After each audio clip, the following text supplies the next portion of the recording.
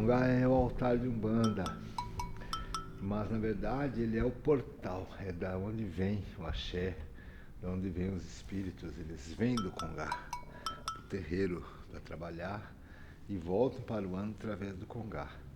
Então ele é o portal, né? A abertura. A Umbanda é um rasgo na cortina entre os planos da vida, entre o plano material e o plano espiritual. Na praia, sabe, todos ali. Vou dar um docinho para eles. A ideia hoje, quando a gente conversou, seria falar de uns característicos, né, da Umbanda, características intrínsecas da Umbanda, que diferenciam ela e que são próprias da Umbanda. Muito bem. Então vou tentar passar para você assim algumas dessas características. Uma delas que eu acho assim, muito valiosa, muito interessante, é o fato do sistema da Umbanda. Ela encaminha toda a experiência do fiel, do praticante, a uma conexão direta com o divino, entende? Sem a ideia do intermediário humano, né?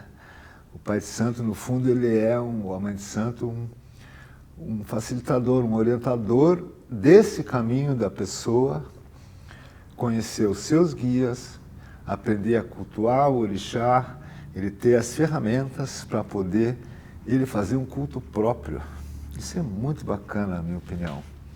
Então, a mediunidade, se a gente for avaliar, ela é a grande... É uma chave muito interessante, sabe, para a religiosidade, porque é diferente, entende, você sentir quando um espírito, um caboclo, um preto velho, ele vibra, quando você sente aquilo, você sente um toque divino. Primeiro tem que esclarecer isso. Os pretos velhos, os caboclos, são seres divinos. Isso é um outro conceito, outra hora a gente conversa, mas que não é muito claro não, sabe? Então, mas a verdade é essa, eles não são espíritos que viveram no Brasil, de um negro escravo, ex-escravo, ou do indígena, e que desencarnou e vem na Umbanda para ajudar a gente para ganhar a evolução deles. Não, isso é um equívoco. Isso são os falangeiros, até assim pode ser. Os caboclos pretos velhos consagrados em Umbanda, eles são seres divinos, são espíritos redentos que terminaram a escola na Terra, sabe? Aprenderam, são dotados de atributos e virtudes que não fazem sombra ou interferência aos atributos do orixá. Então, quando um caboclo, um preto velho, vem, a outorga divina dele vem pelo fato dele estar alinhado com, vamos falar do Pai Oxalá, que é o orixá dos orixás, vamos dizer assim, e que no secretismo é o Santo Cristo. As virtudes de Cristo, a bondade, a mansidão, a sabedoria, o poder espiritual, o preto velho, especialmente no caso do Oxalá, o preto velho, ele não faz sombra a essas virtudes, ele carrega essas mesmas virtudes. Então, a gente começa a entender que quando um caboclo, um preto velho, o vibra você, ou incorpora em você, ou mesmo você, não estando atuando com mediunidade, você é cambono, você sente, você conversa, mesmo que haja ali o humano como médium, que daí não é a mesma coisa falar com o espírito puro, mas uma mediunidade bem alinhada permite uma comunicação fiel, a gente está tendo um contato direto com o divino, você entende? Porque não existe espírito na Umbanda que trabalhe sem ordenança, e sim então cria uma estrutura por onde corre a inteligência divina e o que a gente chama de axé, e eles trazem esse axé para o terreiro. Então, Caboclo Tupinambá deu Oxóssi. Quer dizer o quê? tudo que ele faz no terreiro, todos os trabalhos, todas as aberturas, todas as bênçãos, todas as falas, elas estão alinhadas com a coroa divina, com o Oxóssi. Então, o Orixá Oxóssi, que você imagina, é o centenário divino, seria Deus em 7 faces de Deus. Os 7 atributos, as 7 luzes, as 7 essências, 7 virtudes, isso está em várias religiões, essa divisão em 7 do divino, né? Então, os caboclos eles trabalham com ordem divina. Então não são espíritos soltos do indígena que vêm passar ou a sua tradição, a sua experiência. Também, porque eles também foram encarnados, fizeram parte de uma tradição cultural, étnica, religiosa, espiritual, muito rica, né? No caso dos tupis e tapuias brasileiros e no caso dos negros africanos que vieram no Brasil colonial. Muito bem. Então, com o passar do tempo, você vai convivendo com esses espíritos que trazem né, a sabedoria de alta esfera celestial. Você não precisa de pai de santo, de mãe de santo, você não precisa de intermediário. E você sequer precisa de uma doutrina organizada, porque é a velha e boa tradição oral, vamos dizer, os espíritos passam, para quem sabe ouvir, eles passam os conceitos, os mandamentos, eles passam as melhores condutas para a evolução da alma, para a liberdade das nossas almas. Então, essa ligação direta, ela é fantástica na Umbanda. E é uma experiência riquíssima, extraordinária. A gente aprende muito, e de grátis ela é prazerosa, porque eu senti a energia do orixá, por isso que a gente sabe que não é da nossa cabeça, porque é divino, se sente um bem-estar, um amor, um abraço, sabe? A incorporação, ou no caso de caboclo, é uma força. Xangô é forte, Ogum é forte. O Oxóssi já é mais como o bambu, é flexível, é duro, mas é flexível, né? É mais, menos rígido do que Xangô, menos direto e duro do que Ogum. Os pretos velhos trazem, a maioria deles são suaves, uma energia suave, gostosa. As pretas velhas são carinhosas, todos eles passam uma paz. Você não vai conhecer uma energia de entidade que te dá angústia ou que te dá ansiedade, não. As nossas ansiedades se acalmam no contato do espírito, seja incorporado, seja no convívio de terreiro, né? O Cambone também sente isso, o Cambone sente uma paz e começa a receber sabedoria. Então, outro aspecto desse mesmo termo que estamos falando, do fiel ter a sua própria forma e seu próprio contato com a espiritualidade, são os congás, né? O congá né? Todo umbandista tem um congá em casa. E ninguém mandou ele fazer. Ele tem vontade de fazer. Então ele conheceu o preto velho, ou cambonando-se, ou vibrou, aquilo encanta a gente. Aí você quer acender uma velhinha para ele. Aí se compra uma imagenzinha. Então, se eu pedir aqui para os irmãos, manda foto dos seus congás, não vai ter um igual ao outro. E ninguém orientou como é que tem que fazer, né? A gente explica, claro, que você não deve cultuar forças que não fazem parte do panteão da Umbanda, porque isso né, você teria que conhecer muito para ver se essa força estaria alinhada, né? Então, muito bem. Mas a base cristã da Umbanda, ela orienta muito. Então, por exemplo, a pessoa é devota de Santo Antônio. Pode pôr no teu congás, Santo Antônio, não cruza a linha. porque a estrutura crística é a mesma, entende?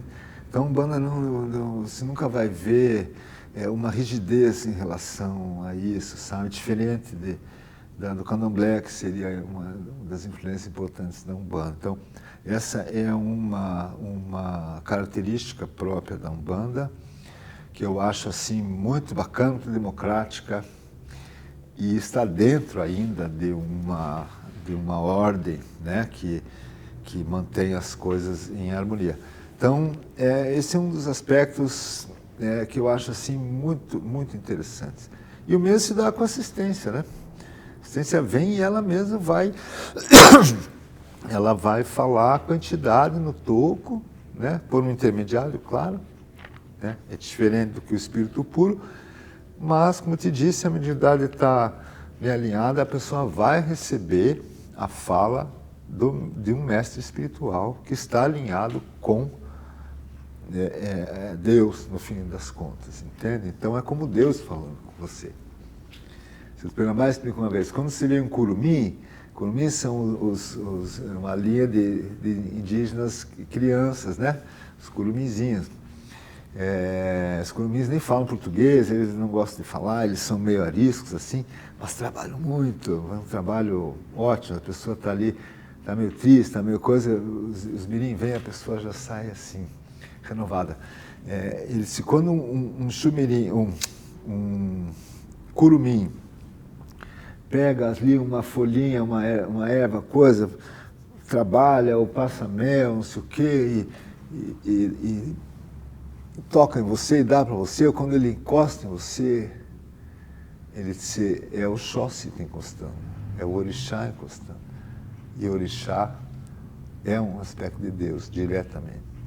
Então, essa ideia dessa ordenação de seres divinos, que é a Umbanda, me parece, sim, extraordinária e uma grande generosidade, né, da espiritualidade brasileira. O que é esse processo, assim, né, a pessoa vai tendo esse contato direto com o divino, assim, né, mas isso vai se dando... Você acha que assim, tem um padrão, assim, do tipo, a pessoa tem uma experiência forte e depois ela vai vendo aos poucos, ou ela vai gradativamente conhecendo? Como é que é esse processo de aprendizagem, assim, esse processo de como, né, vindo dessa tradição oral, né, a gente vai aprendendo com os que já sabem? Como é que é esse processo, assim, de contato, de aprendizagem? Olha, uma pergunta interessante dentro até desse tema que estamos falando. Não existe um processo igual ao outro. É individualizado. É a experiência de cada um. E quem dirige isso é a espiritualidade. As pessoas pensam que o outro entrou ali faz 6 meses, já está incorporando preta velha, e eu não. Então culpa é do Pai de Santo, que não está me vendo. Não, cara, o Pai de Santo não faz nada. O Pai de Santo, depois que acontece, por exemplo, a pessoa sente uma vibração, ele vai interpretar para a pessoa o que aconteceu, vai explicar para ela, vai falar do que a pessoa, como que a pessoa deve agir para poder, sabe, estar alinhado com a coisa, para facilitar os processos. Isso tudo a gente passa para os irmãos. Mas, conforme o processo ocorre, eu, como venho do terreiro Paramané, com um terreiro muito grande, com muitos médiuns, eu tive essa oportunidade de ver muitos processos mediúnicos. Pessoas que chegaram lá que nunca tiveram uma experiência mediúnica, e eu te digo, não tem uma regra, né? Eu tenho um grande amigo na Umbanda, que hoje é Pai de Santo, ele ficou 10 anos consistente, toda semana lá, não sentia uma vibração. Um belo dia veio o caboclo, na outra semana o Preto Velho, na outra Exu. Em 3 semanas ele fechou essa tríade que é essencial para Umbanda, para trabalhar incorporado, né? E hoje é Pai de Santo. Então não tem um caminho igual ao outro, sabe? Então muitas coisas acontecem no processo espiritual dentro do terreiro. E seria complexo de explicar em pouco tempo. Por exemplo, se a pessoa chega e ela não está ainda num ponto da espiritualidade dela, das energias que estão no entorno dela ou até dentro dela, não estão propícias para a atuação das entidades, ela vai passar por um processo prévio de arrumação disso, sabe? De fazer desligamentos de forças negativas, de fazer ajustes, né, energéticos para ela poder, inclusive os chakras dela estarem propícios para a incorporação de Umbanda, a mediunidade de Umbanda. Então, acontece bastante na nossa casa. Os irmãos chegam e começam a vibrar, mas não conseguem, ficam um tempo vibrando, sentem a vibração, mas não conseguem incorporar, e acha que está indo mal, mas não é. Os espíritos estão trabalhando, estão maciando, molhando a argila, sabe? Eles vão ter que moldar aquela ali que não está legal, entendeu? Então, tudo que acontece mantém uma dinâmica que não para. Então, é sempre essa pessoa, o que ela veste branco, o processo dela começa, é um processo dinâmico, não para, e tudo positivo, é só positividade, vamos dizer, só coisas boas que estão sendo, que os espíritos estão fazendo, mas cada um. Tem gente que já chega, está pronto, sabe, já vem, os vídeos já começa, não é comum, mas então tem, o processo varia bastante, depende muito da pessoa também, sabe, do desejo dela de crescer, de se espiritualizar e especialmente de servir o orixá.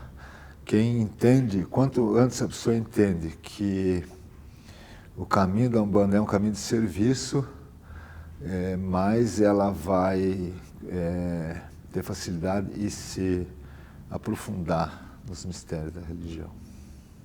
Então, interessante isso, né? Que é um caminho espiritual que também depende da ação da pessoa. Sem dúvida, sim. Sem ação, cara, eu não. Frente, né? Minha ideia assim nessa conversa não é de fazer críticas nem nada, mas a verdade é que muita gente que é praticante de Umbanda usa Umbanda para um equilíbrio pessoal, no fundo artificial. Tá.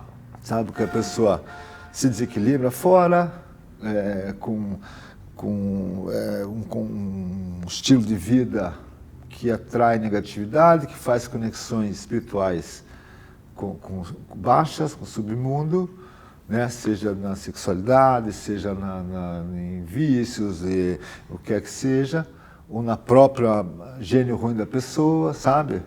Então a pessoa tem inveja, tem arrogância, e vem no terreiro e a Umbanda não tá nem aí.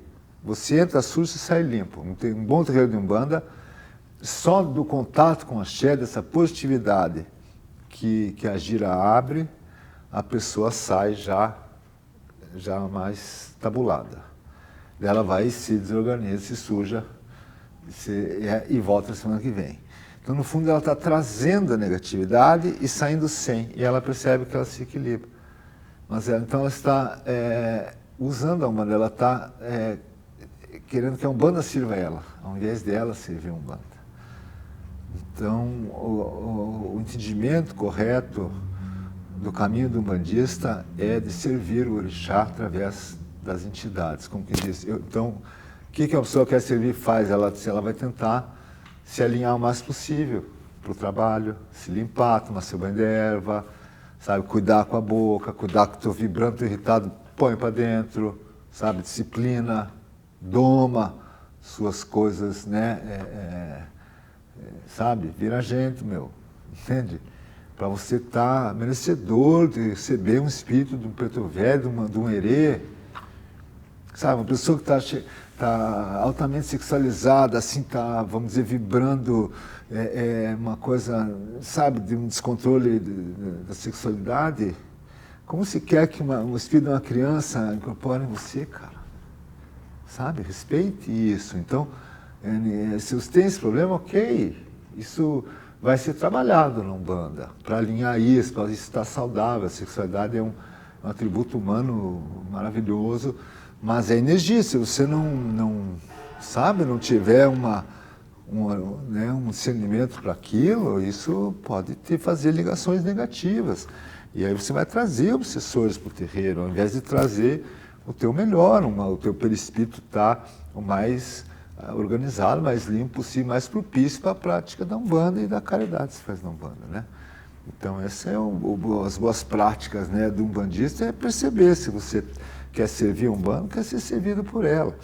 Porque se você quer ser servido por ela, não há problema, mas aí o teu lugar é na assistência. Porque a estrutura toda da Umbanda visa atender a assistência, que traz seus problemas, né? Então, fica na assistência. Quando você quiser servir e fazer a tua parte, a tua disciplina, aí você põe a roupa branca. E quem que são essas pessoas que procuram Umbanda? Assim, desde dos que, digamos assim, dos que ficam, que chegam na assistência, vão ficando e entram na corrente, mas essas pessoas que também vêm assim, né, esporadicamente. Quem são essas pessoas? Quem que é esse contato social que tem assim com o terreiro? Assim, o que você vê? Porque dá para ver que é muito diverso, né? Sim. E o que pode ser um ponto em comum? Tem um mistério aí, né? Quase tudo na Umbanda tem um mistério, cara. Mas não é um mistério assim, é um mistério para quem não presta atenção, né? Como eu sempre fui muito observador da Umbanda, sempre me interessou entender melhor, né? Muito bem. E eu percebo que, na real mesmo, acontece algum tipo de toque dentro, um tipo de encantamento. A pessoa sente um chamado, ela sente uma emoção diferente quando ela entra num terreiro. Muitas vezes, na primeira vez que ela entra, que ela escuta o atabaque, ela se sente em casa, alguma coisa acontece. Esse mistério está ligado à ancestralidade dela, provavelmente já em outras encarnações ela já teve algum tipo de relação ou com essa ancestralidade, sabe, com a pessoa assim, nossa, eu vi os atabaques, me arrepiei todo. Ou seja, ela já era de Umbanda e não sabia, entende? E tem a ver com a história da alma dela, ou com a própria, vamos dizer, já tinha ali, de alguma forma, a Umbanda já estava esperando ele, então já tinha uma atuação ali no Preto Velho, Preta Velha, de um Exu, de um caboclo. E isso acontece muito, eu vejo muito, as pessoas... Mas, normalmente, para a pessoa querer entrar, ela tem algum tipo de... Ela foi tocada pela Umbanda, sabe? Ela sente uma coisa e ela tem essa vontade, eu quero estar ali. Outras não têm. Tem pessoas que frequentam o terreiro de Umbanda há 10, 20, 30 anos, 40 anos frequentando Umbanda e não tem vontade de entrar. A gente não sabe. Mas na nossa casa, assim, acontece pouco da pessoa entrar e falar assim, não é o que eu queria, não sei o que, ir embora em pouco tempo. Não, normalmente acontece, as pessoas acabam saindo, mas assim, dali uns anos, ela acaba passando um processo, esses processos iniciais, onde você aprende muito, você conhece os guias, você alinha o teu corpo energético, você vai deixar obsessores, vão ser afastados, várias coisas acontecem nos primeiros anos de Umbanda. Vai conhecer, vai ganhar padrinhos espirituais, quando você camboneia. A cambonagem é uma coisa muito, muito especial, porque os espíritos são muito generosos, né? Então, quando se serve o espírito, o cambone, ele serve a bebida, ele acende o charuto, a vela, ele busca não sei o que, um material, ele chama as pessoas, traz a pessoa da assistência para consultar. Então, ele é um assistente da entidade. E os espíritos são muito generosos de maneira geral, e mais ainda com aqueles que os servem. Então, o que acontece? Você ganha um padrinho espiritual, para sempre. Então, essa pessoa, mesmo que ela nunca venha incorporar, mas ela cambonou o Pai José, cambonou o Exu Tiriri. a hora que aperta, seu Tiriri me ajude. Então ela ganhou esses padrinhos. Então essa pessoa, muitas vezes, ela foi e dali a pouco ela sente que ela quer sair. Só que ela não sai, a Umbanda vai junto, né? Na fé dela, em tudo que ela aprendeu, em tudo que ela teve um ganho. Então isso é super normal também. Então, é de cada um, né? Tem milhares de pessoas que já passaram, né? Sim. Próximo, né? Assim, né? Dentro desses anos todos. Mas uma vez eu perguntei a Pai Maneco isso, porque eu via muito, lá nos primeiros anos, na primeira década, do Pai Maneco, essa rotatividade era maior. As pessoas entravam, dali a pouco, ficavam uns meses e não aparecia mais. Não é obrigatório, nada, é uma coisa super livre. A maioria dos terreiros, pelo menos os que eu conheço, sabe, não tem uma coisa... Se quiser entrar, se quiser sair, sim, é normal. E aí eu perguntei a Pai Maneco, falei, meu pai, qual o sentido disso da pessoa vir, ficar uns meses, sair? Ele disse, ele sai, meu filho, mas ele leva a semente. Então, às vezes não é para essa vida, às vezes não é para isso, ou às vezes essa semente vai brotar na alma da pessoa após a morte, a gente não sabe, né? Às vezes até uma pequena, porque nunca, a experiência de Umbanda, ela é marcante, entende? Uma consulta que se faça, a pessoa que é leiga, ela vem, está com uma aflição, uma angústia, uma situação, e o Espírito pega e trata aquilo, acalenta ela, ou dá uma resposta, e ela vai saber o nome do Espírito. Não, foi o Caboclo Sete Flechas. Eu consultei com o Caboclo Sete Flechas uma vez. Talvez esse assunto, no final das contas, não tenha importância. Mas talvez a alma dela, quando ela morre, ela se vê num umbral, numa situação difícil, ela lembra, fala, se o Sete Flechas me ajude, né? E o Caboclo vem, pega. Então a gente não sabe, mas essa conexão com a espiritualidade, ela se desdobra em muitas possibilidades no caminho das pessoas. É muito rico isso. Vamos falar de um segundo aspecto? Posso ver aqui nas minhas anotações só para eu... Então, esse do contato direto eu acho muito bacana, cara. Acho, assim, bastante interessante, né? Que a Umbanda dá.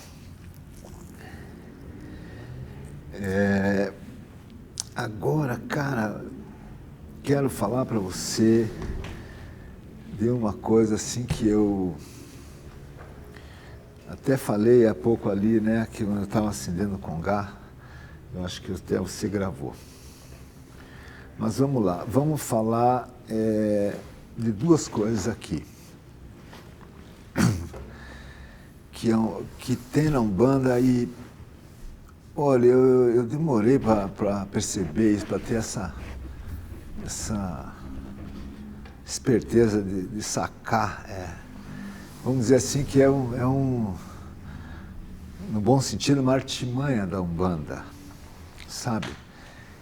Você vê, a Umbanda, a religião brasileira, ela é muito adequada ao perfil muitas coisas do perfil do brasileiro. Então, tem muita gente que não se adapta nas religiões dominantes, vamos dizer assim, nas liturgias, nessa coisa de gente que não gosta de rezar. É chato rezar, não gosta. Então não reza, porque não gosta, só faz o que gosta, né?